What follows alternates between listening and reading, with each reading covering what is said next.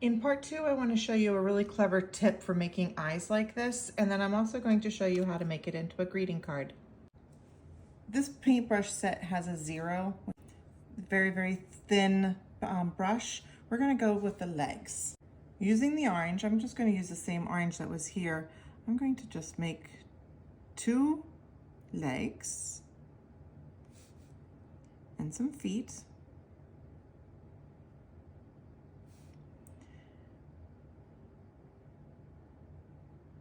A little bit fatter at the top here.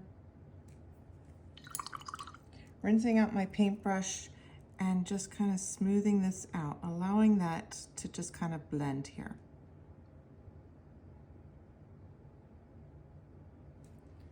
And if I want to go back in and grab a little green and pull some of the green down into his legs, you can do that.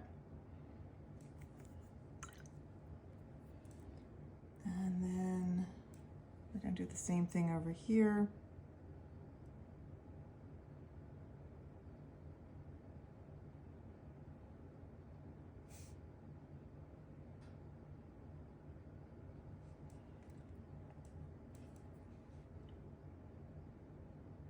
Make him a little fatter at the top.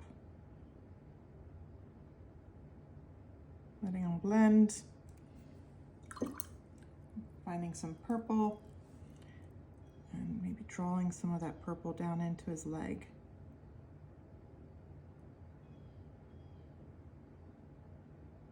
Now I'm going to use this micron marker. It's a very thin point. And I'm going to do this little outline.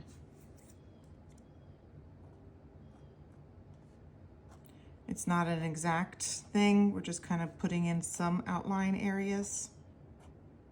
It doesn't have to be outlined exactly.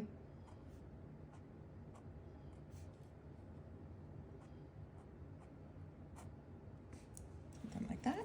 On to their beaks. So again, using the size 0, which I think is going to be good for that, I'm going to use a little bit of my brown. So I'm trying to decide where the beaks are going to go. Which is their face? Where does it all work? You know, do I want the beak up here or down here further? I kind of want them looking up, similar to how I did that. So I'm going to put the beak right about here, making a little triangle, filling that in, and going ahead and touching into the orange. So if it wants to blend, it can.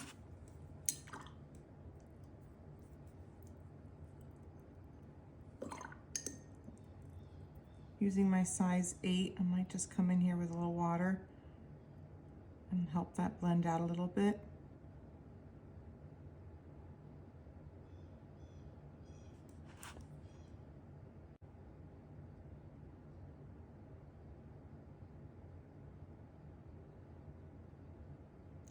This one blended a lot more than the other one, which is totally fine. Don't mind that at all.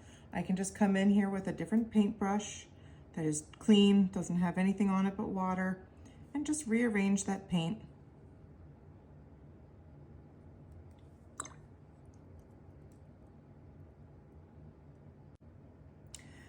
Now we need to let this dry. You can either let it dry naturally, or you can use a dryer like this or a hair dryer and get it completely dry. I want to add in a little bit of like a ground down underneath here.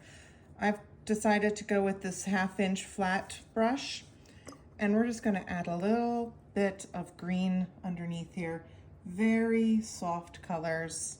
We're just going to kind of go around where their feet are.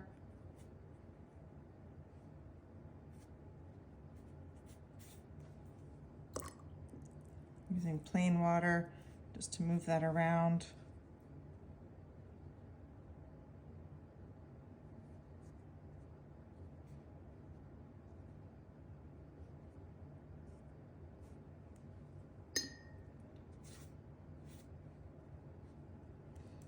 Maybe add a little bit of extra color.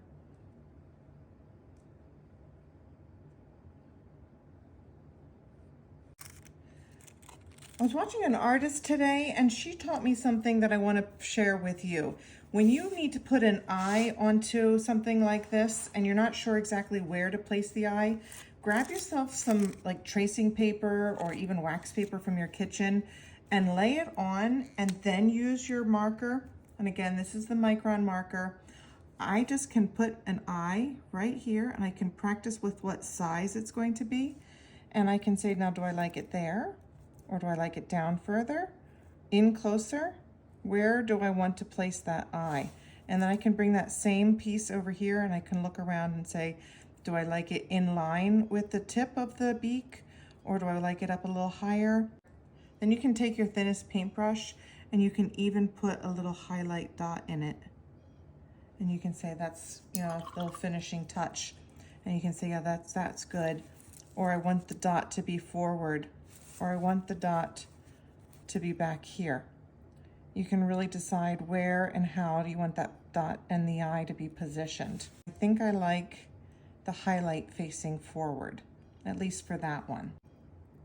I'm going to use this marker to do that work. And so I know that it's in line with the top of his beak and positioned about here. So I'm going to make his eye. And then using the very small brush, I'm going to come in with some white gouache. I'm going to use some white gouache and just put the smallest little dot on there. Same thing for this guy. Kind of decide where I want it. Draw his eye. For this one, I want to show you the example of using a marker. So I have a white gel pen, and this one I'm going to just add his white dot right there. Might want to come back in after that one's dries and add another layer. It's not quite as bright as that one.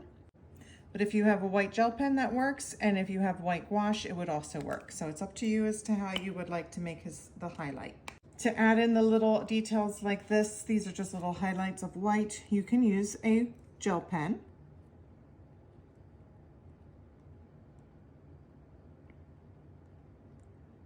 You decide where it goes. It doesn't matter. You could have put it down here on the bottom, or you could leave it off if you don't like this idea.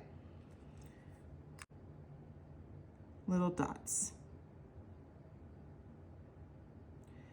What's important is that you use the supplies that you have. You do not always have to buy the supplies. I know buying supplies is really fun, and I am guilty of that.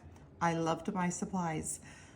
But if you don't have them, use what you have in your house. Then you can go through and you can add in extra highlights if you want to, anywhere else. Again, using your marker or using your gouache white. The two little funny birds that I made, I'm going to now make into a card, a little greeting card.